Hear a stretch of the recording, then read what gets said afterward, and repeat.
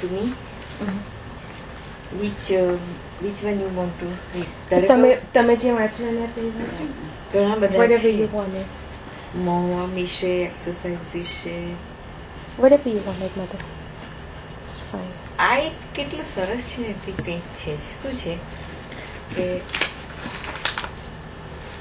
આ તો સૌંદર્ય વિશ્લેષણ બહુ વર્ષો પહેલા 1994 નું માં હું લાવી હતી. સંદેશનું છે પ્રકાશન, પણ એમાં બધી વસ્તુઓ બહુ સરસ આપી છે, મેં સાચવી રાખી છે. હવે તું લઈ જજે ઘેર. એમાં થોડું એક્સરસાઇઝ નું છે, એનું તું જોજે. Okay. So read, Mama. 2 મોટા ચમચા અને 1 ચમચી લીંબુનો રસ ભેળવી ચહેરાના તૈલી ભાગ પર લગાડો. હળવા હાથે ઘસો. ત્યારબાદ 1 ચમચી જીલેટીન 1 મોટા ચમચા પાણીમાં ભેળવો અને તેની લુગડી જેવું બનાવો અને સૂકી ત્વચા પર લગાડો. અડધા કલાક સુધી રહેવા દો. ત્યારબાદ બંને માસ્કને પહેલા હુંફાળા અને પછી ઠંડા પાણીથી ધોઈ નાખો. ચહેરા પરનું પાણી કાપડ કે અન્ય રીતે ચૂસી લો. ગાજર વિશે. ડાઘા ડૂઘીવાળી ત્વચા ઉપર ગાજરમાંથી બનાવેલો ફેસ માસ્ક બનાવો અને એનું આશ્ચર્યજનક પરિણામ સાંભળશે. 1 નાનું કાચું ગાજર છૂલીને એની પેસ્ટ જેવું બનાવો, અથવા તો તેને થોડા પાણીમાં રાંધીને કાં તો એ એકદમ ગળી જાય તેવું બનાવો, અથવા તો બફાઈ જાય એટલે એને છૂંદી નાખો. આ લુગડીને ચહેરા ઉપરના સમગ્ર ડાઘાવાળા ભાગ પર લગાવી ધીરેથી થપથપાવો. 15-20 મિનિટ સુધી રહેવા દઈ હુંફાળા પાણીથી ધોઈ નાખો અને ત્વચાને કોરી કરી નાખો. કેળા. ચહેરા ઉપરની કરચલીઓના ઉપચાર માટે કેળા એ શ્રેષ્ઠ ઉપાય છે. કેળાના 2 કે 3 કટકાને છૂંદી નાખો. જો તમે ઈચ્છતા હો તો 1 ચમચી દૂધ પણ નાખી શકો છો. આ માસ્કને 15-20 મિનિટ સુધી રહેવા દો. ત્યાર પછી હુંફાળા પાણીથી ચહેરો યોગ્ય રીતે સાફ કરો.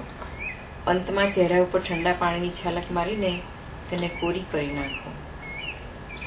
દ્રાક્ષ. દ્રાક્ષનો રસ કોઈ પણ પ્રકારની ત્વચા માટે ઉત્તમ ક્લિન્ઝર છે. 1-2 મોટી દ્રાક્ષમાંથી એના બી કાઢી નાખી એનો ગર ચહેરા પર અને ગળા ઉપર ઘસો. ઠંડા પાણીથી ચહેરો ધોઈ નાખો.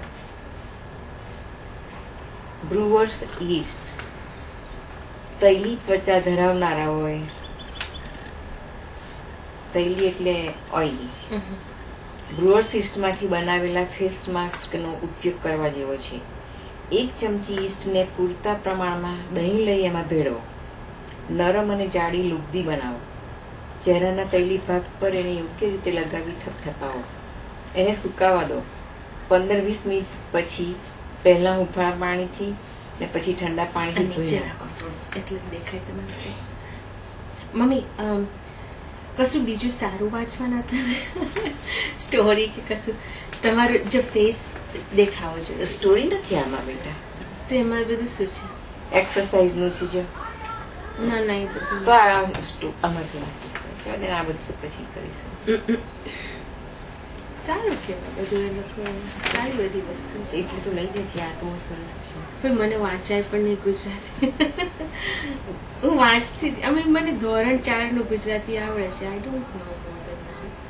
અને પેલું ન્યુટ્રોજીના પ્લીઝ ના વાપરશો. મને એ આપો ને તો ડોન્ટ રીલીઝ ધેટ. કરજો. યા because I don't have the. તો લઈ લેજે ને. યા એ નહીં, હું તો પેલું વાપરીશ.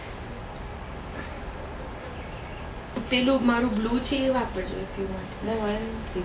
Because I just need that at least until Monday. I didn't know that vote.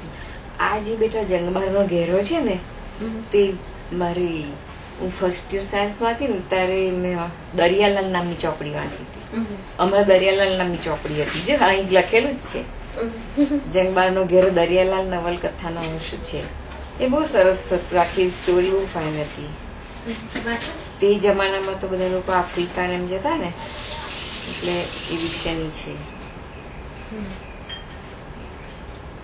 જંગબારનો ઘેરો હિન્દી વસાહતની યશસ્વી સિદ્ધિની પરાકાષ્ઠા છે.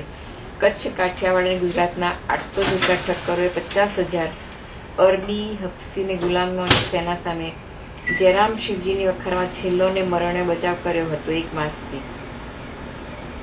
હફસીનિયાના શાહે અને મસ્કતના સુલતાનના જાસૂસોએ બર્ગેસનું માથું ભમાવ્યું હતું.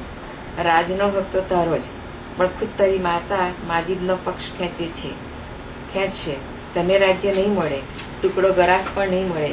જંગબારની ગાડી જોઈતી હોય તો બહાર નીકળી આવો. અમારી સેના તારી મદદમાં ઊભી રહેશે. એના વડે રાજ્ય જીતી લેશે. બર્ગેસના જુવાન અને કાચા કાનમાં આ વાત મીઠા ઝેરના બિંદુ સોઈ પડી ને એક દિવસે બર્ગેસ શિકારે જવાનું બહાનું કરીને જંગબારમાંથી બહાર નીકળી ગયો. દારેસલામથી બર્ગેસ 50,000ની સેના લઈને જંગબાર ઉપર ચડ્યો. જયરામશિવજીની વખાર ઉપર તેણે સુલતાન માજીદનો વાવટો ફરકતો જોયો ને તેણે કોઠીને ઘેરો ગાલ્યો. હિન્દી કોમને માટે આ બળવો ખૂબ કવેળાનો હતો. મોસમ આવી ચૂકી હતી, આખર પૂરી થવા આવી હતી.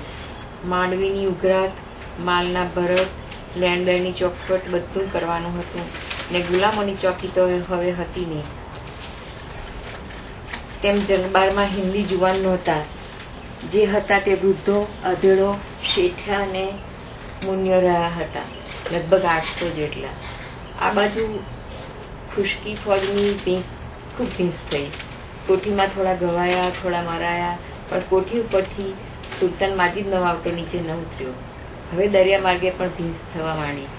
અણીને અવસરે નાસી છૂટવાની દરિયાલાલની બારી પણ બંધ થઈ. મસ્કતના આરબ સુલતાનના હથિયારબંધ માણોએ ઠક્કરોની વણવટ ડુબાવી ને દરિયા ઉપરથી કોઠી ઉપર પણ મારો ચલાવવા માંડ્યો. 1 માસ આ ઘેરો ચાલ્યો. કોઠીની અંદર ઘવાયેલાઓની સંખ્યા વધી. ખોરાકની તંગી પડી. દારૂગોળો ખપી ખૂટવા આવ્યો. બચાવ કરનારાઓએ હવે મોતની તૈયારી કરવા માંડી. બહાર ક્યાંથી આવે એમ ન હતી. કોઠીનો જવાબ 2 દિવસથી મોડો જણાતા અરબી જહાજો પુષ્ટ બન્યા હતા, વધારે નજદીક આવ્યા હતા. હવે એમની તોપના ગોળા કોઠીની અંદર જ પડતા હતા. આમ ક્યાં સુધી ચાલી શકે, ક્યાં સુધી નભી શકે? રહેમતુલ્લા હેમાણી એ આ ઘેરાનો મુખ્ય નાયક હતો. એ જુવાન ખોજો રાત દિવસ અથડાટ કરતો. ઊંઘ એની આંખમાં ન હતી, કંટાળો એના દિલમાં ન હતો, ભય એની છાતીમાં ન હતો. ઝીણામાં ઝીણી વાતો એ જોતો. બચાવ કરનારાઓ સાથે સૂતો ને એમની સાથે ખાતો. શું થયું? પાણી મમ્મી જોઈએ છે? નીચે થોડું પાણી. કોઠીના ગાબડા સમારવા હોય તો એ જાતે કામે લાગી જતો અને લધાવા સ્વસ્થ ધૈર્ય મૂર્તિ સાંભળતા, સૌને હામ દેતા, સૌને સમાનની રક્ષાનો મર્મ સમજાવતા. ક્યાંય જરાય મતભેદ ન જાગે, ક્યાંય જરાક પણ દુઃખ ન જાગે એની ખૂબ કાળજી રાખતા. વિવાદ રોજ 1000 થતા, રસ્તા રોજ 1000 સૂચવાતા, પણ એ બધાની વચ્ચે સહકારનું સળંગ સૂત્ર જાળવવાનું કામ એ કરતા. રહેમતુલ્લા અને લદાબાના બહાર